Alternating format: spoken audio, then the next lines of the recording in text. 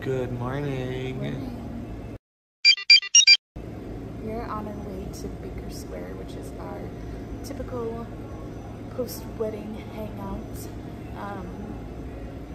I used to work there. That was like my second job ever. But then I went back to it like as my sixth job too. It's kind of like, it's like sister to Village Inn for those that don't know what it is. Not many Baker Squares left. No.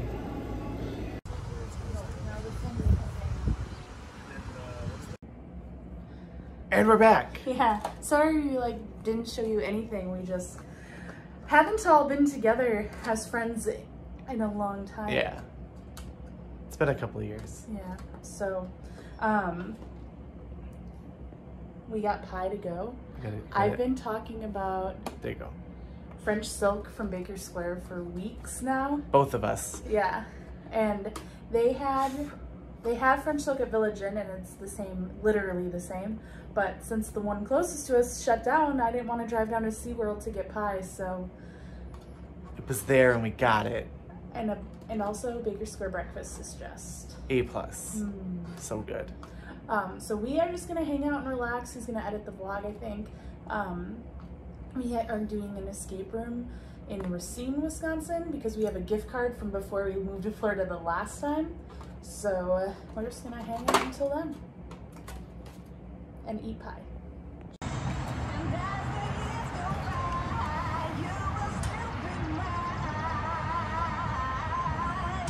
Apparently Duncan's just having a dance party over here. So did you film anything at dinner? Just where we were? Okay, so we went to Uncle Julio's for lunch/dinner, I guess. Probably dinner. Yeah. And now we're back at the hotel, but we are waiting for our Uber to get here to go back to Dan and Jenny's. We're just gonna have it's probably so loud for them. We're going to have an old school hangout. Maybe play some Mario Party.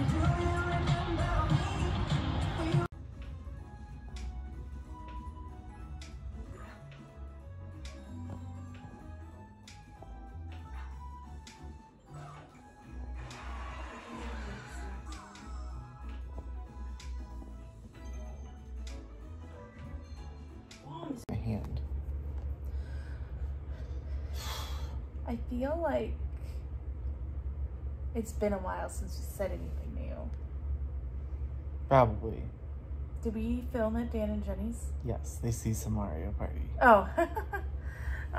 We got to play Mario Party for the Switch twice on this trip, and I'm so excited to get our Switch when it ever comes from Japan.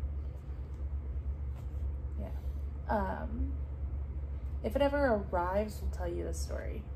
We're not confident, but again, It's a thing. another story, another day.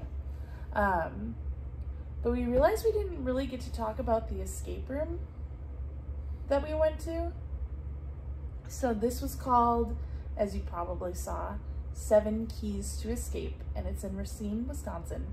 And I highly recommend it to anybody that is in the Milwaukee area. They only have 1 room at a time, and it's for smaller groups. 7 people, I think, is the max. And this is our 3rd room we've done. They switch them over every year-ish. And this is our 3rd room we've done with them, and I just can't recommend them enough. They make everything. Yeah, they build their own tech. Yeah. They make everything work. Their stuff's really inventive. It's good. Yeah, it's interesting. Mm-hmm. The theme for this was critter catchers? Yes. Crates? Critter catchers, I think. No, CC. Oh.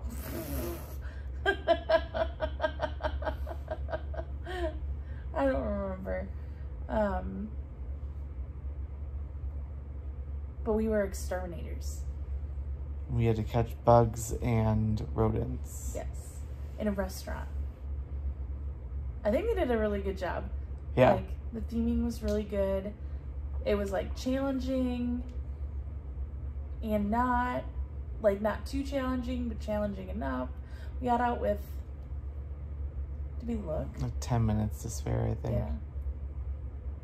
It's a pretty, like, it's funny because the gameplay itself is really high tech, but like the hint is not. So like it's a tiny, tiny building. Like you like go up these really ancient stairs. Like I always feel scared coming down them. I always feel like I'm gonna fall.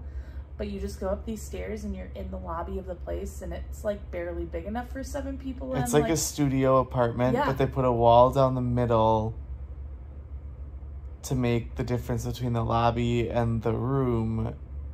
And they put the wall, I guess they put a wall down like 3/4 of the room, and like 3/4 of this studio is an escape room and the other quarter is their lobby. Yeah. Yep. That's exactly what it is. But yeah. They use the space so well. Yeah, like A+ usage. And like she said, we've done 3, this is the 3rd room we've done with them, and every room has felt different and like has been laid out different. Like they've put walls up, they've taken walls down, they've moved like they've moved space around. Like it definitely, they take their time when they make a new room, and they make sure that it's not just an overlay of a previous room. It is a new room. Yeah, you definitely can tell where they reuse props sometimes. Yeah. Like sometimes I'm like, I remember that from that. Yeah. But I mean, why? I don't judge them for that. I think that's clever. Spend your money wisely, right? But yeah, I definitely recommend you checking them out. I have not played a bad game from them yet, and I think it's a good one. Like their games are fairly linear. This one wasn't as linear. This one wasn't as linear as the other ones. Yeah. You definitely reuse a lot of things in this one. I mean, they gave us that warning, which was nice, because I don't think we would have thought to reuse stuff after we used it, because it's not their normal gameplay style. Yeah. Because normally it's like, you find a clue, and then it's right by it's like right next to the code. It's clearly like, this goes to this, this goes to this. This was a little bit more abstract. So their puzzle writing has changed a little bit. But they had some really cool stuff. And some nice effects. Yeah, gosh, I don't want to spoil it for anyone because that kind of ruins the fun. But this one, it just like some of the stuff I like laugh when something impresses me in escape rooms. I'm like, oh my god, I would have never thought of that. It was just so good. Yeah, there was some really good stuff on there. What else was I gonna say? I don't remember. Oh, it was a 25% escape rate. Is that what she said? Yeah. She said she couldn't quite remember because like we were the first post-COVID room pretty much. Well, for her, we were the first post-COVID room. She didn't really remember off the top of her head. She said 20 to 25% escape rate. We did need a lot of clues. Oh yeah, that's what I was going to say. A lot of nudges. Their rooms are super high-tech, but because they're... that's why I went into the spiel about how small it is. Oh. Because their game master does have a camera on their computer in the lobby, but like there's no in-room computer to like get... communicate. Yeah.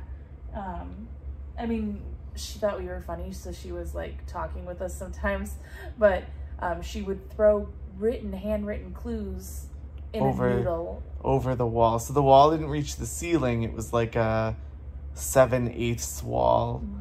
And she would like launch these messages over the wall. It was always interesting to see who it was gonna hit or where it was gonna land. But yeah, so that was the escape room, and then we went to Dan and Jenny's to play games, old school, and now we're here. Tomorrow we don't have any plans, but I guess we can talk about that later.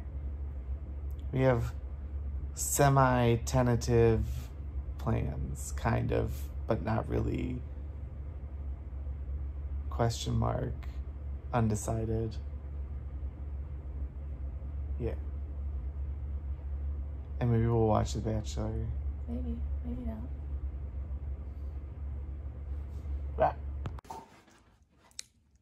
So we got hungry. So we ordered DoorDash. And Katie got chicken and waffle. And it's literally like a giant piece of chicken and a giant waffle. And I got this like pick 3 dessert thing. And it was a fried peanut butter cup, fried Twix, fried Oreos. You could also choose between a fried Twinkie, fried Snickers. I think that was it.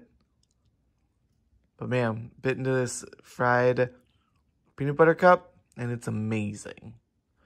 This place is called the Breakfast Club in Milwaukee. Well, Brookfield area, I guess. So good. 13 Days Till Disney. OMG. It's just pink. Yeah, we don't actually even know whose it is. Nope, just pink.